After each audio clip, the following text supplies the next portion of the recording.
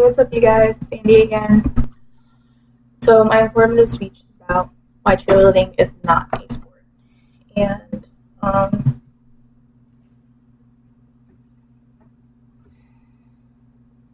my first point about why cheerleading isn't a sport is cheerleading does not cause injury. Actually, it does.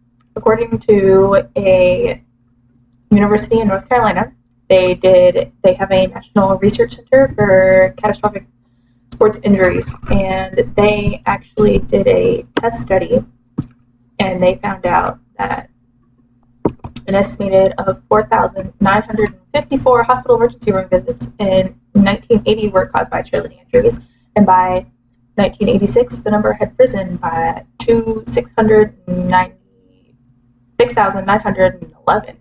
From 1994 to 2004, the number increased from 16,000 to 28,000, not 98, 28.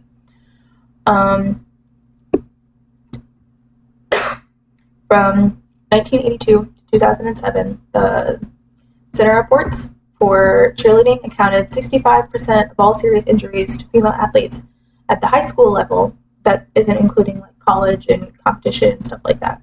At the high school level, and 67% at the college level.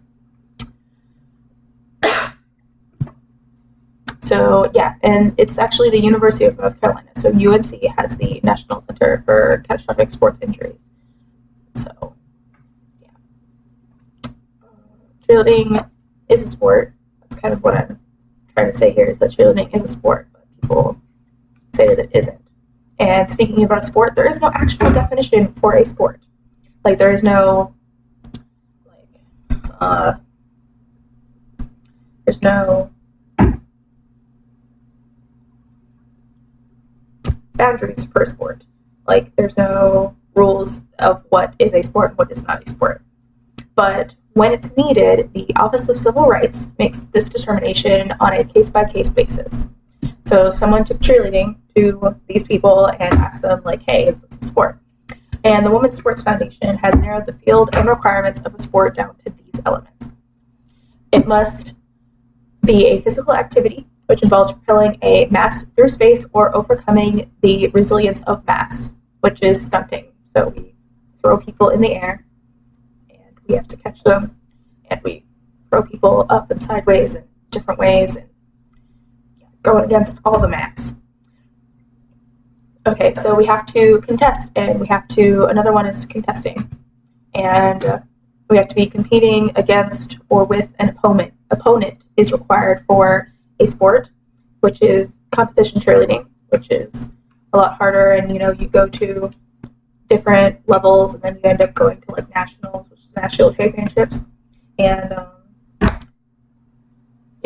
so you have to compete against different schools around everywhere. Another thing is that it must be governed by regulations that define the terms and that define the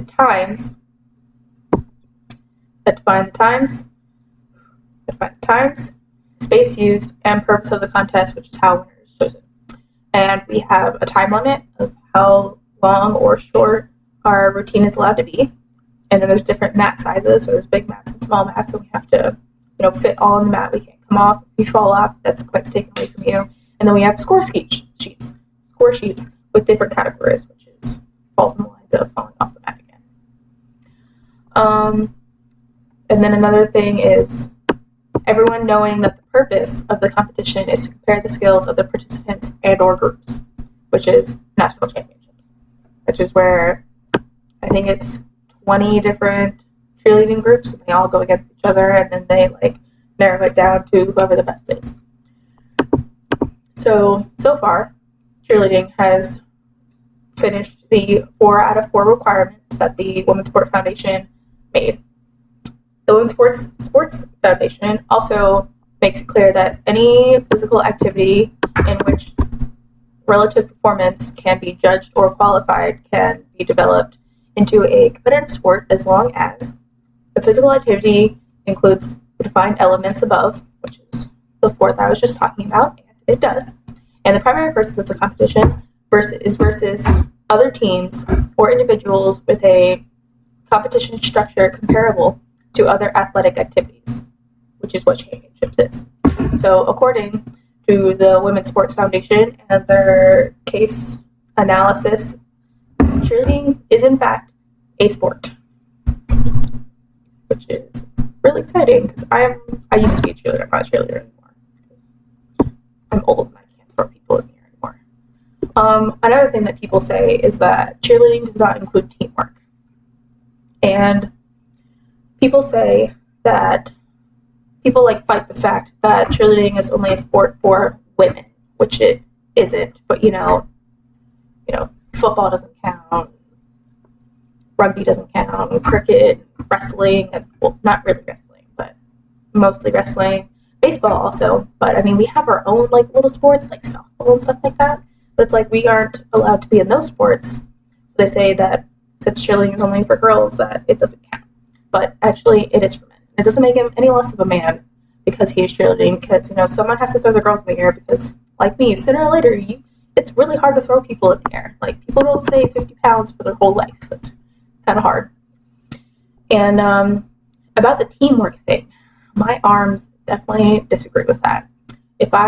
So I was a base, or I was the back flyer. So the two people in front of me would throw the person up in the air, and I would have to catch them by myself. So I had bruises all up and down my arms in middle school and a little bit throughout high school. So if it wasn't for the bases, they could just throw her on her face, and if it wasn't for me, she'd fall on her back and hurt herself. And that's actually a common things that happen. People get really, really hurt during different competitions. And yes, that is it.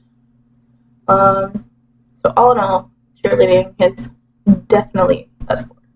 You can say that's not a sport. I think it's a sport. I know it's a sport. I did the sport. So, yeah, that's about it. Have a good one.